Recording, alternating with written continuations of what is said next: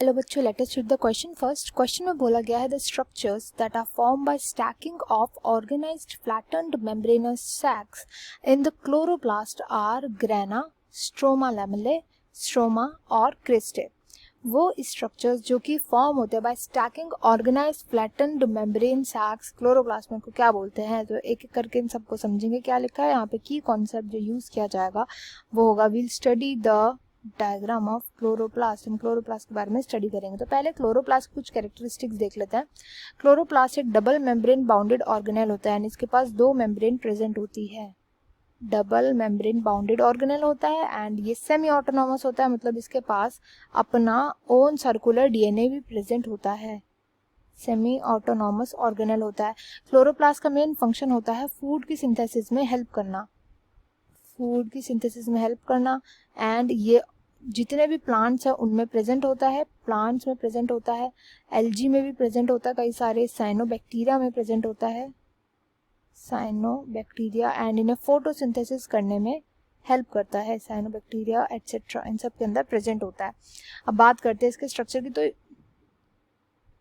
इन सब में प्रेजेंट होता है एंड बात करते हैं इसके स्ट्रक्चर की। तो जो यहाँ पे बोला गया ऑर्गेनाइज फ्लैटेंड मेम्ब्रेनस सैक्स, तो फ्लैटेंड मेम्ब्रेनस सैक्स जो होते हैं वैसे देखने को मिलते हैं इसके अंदर, फ्लैटेंड मेम्ब्रेन सैक्स। तो इनको बोला जाता है, ये एक जो होगा इसी की बात हो रही है यहाँ पे, ये फ्लैटेंड स्ट्रक्चर्स होता है, इस एक को बोला जाता है थाइलाकॉइड। थाइलाकॉइड एंड थाइलाकॉइड का फंक्शन होता है यहीं पर लाइट रिएक्शंस होते हैं। लाइट रिएक्शंस का मतलब यहीं पर लाइट को ट्रैप करके एटीपी और एनएडीएच बनाया जाता है। एटीपी एंड एनएडीएच का फॉर्मेशन किया जाता है। यहाँ पे कई सारे फोटो सिस्टम्स भी प्रेजेंट होते हैं थाइलाकॉइड के अंदर।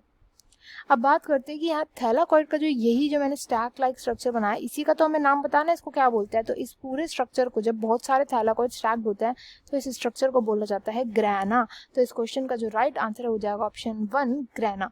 अब बाकी की बात करते हैं, जो बाकी स्ट्रक्चर यहाँ पे दिए है ये क्या होता है। तो यहाँ पे सेकेंड स्ट्रक्चर जो है वो बोला है स्ट्रोमा लैमेले, इसको खाली लैमेला भी बोल सकते हैं हम।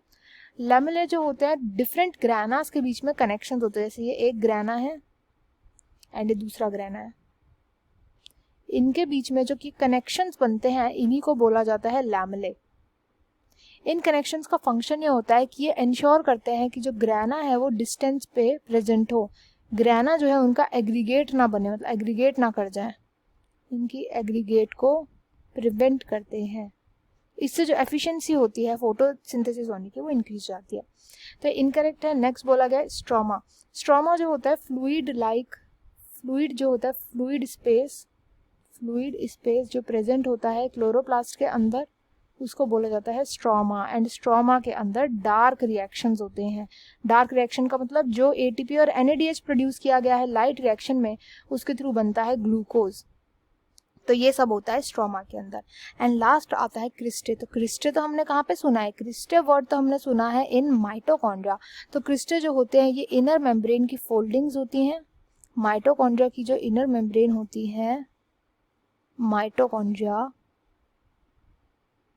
की इनर मेम्ब्रेन की जो फोल्डिंग्स होती हैं, फोल्डिंग्स इनको बोला जाता है क्रिस्टे।